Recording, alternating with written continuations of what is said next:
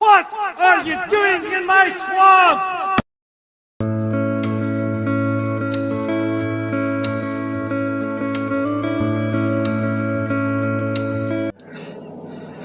Hello everybody, this is Ogre Boy, and I'm going to be doing my review for the 1986 movie, The Great Mouse Detective. So in this movie, when the diabolical Professor Ratigan kidnaps London's master toy maker, the brilliant master of disguise Basil of Baker Street and his trusted sidekick Dawson try to elude the ultimate trap and foil the perfect crime.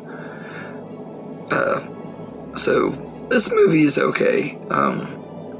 It's not one of my favorite Disney movies. It's never been one of my favorites. I tried to watch it like maybe once as a kid, and I didn't even watch all of it and everything because I just never really got into it and everything. I just not really into the story for some reason. It just didn't ever catch my attention as a kid, and I saw it all the way through for the first time a couple years ago, and this is like my second time seeing it all the way through, and I just it's not one of my favorites. I know tons and tons of people that say this movie is like one of the most underrated Disney movies and everything, and if you grew up with it, I can completely understand why you would love it and everything. There are tons of Disney movies that I grew up with that some people aren't as fond of, that I absolutely love and stuff, that like Melody Time, for example. I love that movie. A lot of people don't like that one because they didn't grow up with it and everything, but it was one that I watched a lot as a kid, so naturally I still love it and everything. But this movie and everything, I just didn't grow up with it, and I didn't really ever get into it as a kid. I tried, I just never really could. I don't know why. Maybe it's because when I watched it, I had watched tons of other animated movies about mice at that time, and it was overshadowed because I love the movies The Rescuers and The Secret of NIMH were two movies that I really loved, and I watched this around that at the same time, and it was just the weakest of the three to me and everything when I tried to watch this one. So, and since I couldn't get into it, I just went back and watched The Rescuers instead,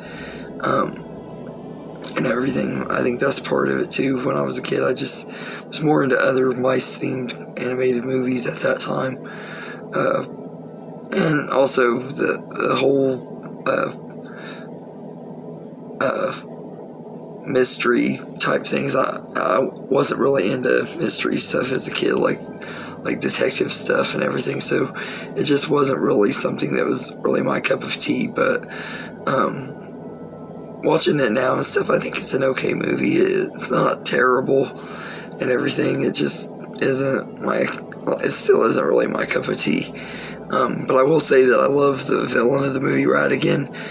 He's voiced by Vincent Price, and he just does this excellent job at bringing creepy characters to life and stuff, and he brings this creepiness to his character and everything, but he also brings this funny sense of humor to it too, and it just works really well, and he does such a great job doing the voice of Ratigan. And whenever Ratigan is on screen, I absolutely have a blast with the movie. If the movie was solely focused on him, I probably would have enjoyed it even more and everything. This is one of the times where the villain completely outshines the hero for sure.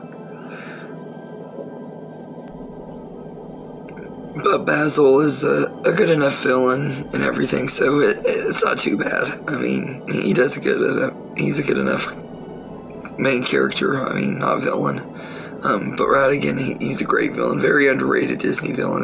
That's one thing about this movie. If I were to say anything that I agree with people on, is he's a really great underrated villain and everything. And I love the Ratigan song that they sing in the movie too and everything.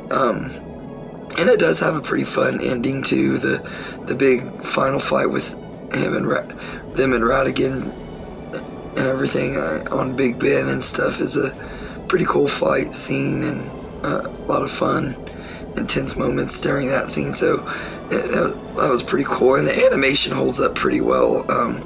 I will say that the animation looks really good on this movie and everything. It's one of the first ones to blend CGI, or not CGI, but computer animation and traditional animation together, and it does it really well. Especially, you notice it a lot in the clock scene at the end of the movie and everything. A lot of the stuff in the clock is computer animated, but it holds up really, really well, surprisingly, and everything, better than some movies that combine both do, and everything. It just depends on the movie, really. But this one it's a pretty good movie. But it's just not one of my favorites either, though. It's like I can handle watching it every now and then. I mainly watch it if I'm watching all of my Disney movies and everything. If I'm watching them all and everything, maybe I'll watch it, but that's really about it. I don't go out of my way to watch this one if I'm in the mood for a Disney movie. There are tons of other ones I would choose over this one, but for what it is, it's an okay time. So I'd say I'd give it a 6.5 out of 10. Like I said, there are things I like about it, especially the villain. Ratigan is a huge part of why I give it that high of a rating, because I don't really enjoy this movie a whole lot. But it's not really that there's anything wrong with it. It's a really well-made movie and stuff. It's just not really my type of story. It's not really something I'm really into and everything. It's nothing personally against the movie. It's just not really my taste and everything. But so anyway, let me know in the comments what you think of The Great Mouse Detective. Are you one of the ones that grew up with it that absolutely love it and think it's very underrated? Or are you like me that thinks it's just okay? Let me know in the comments what you think, and I hope you enjoyed this video, and have a good day, everybody.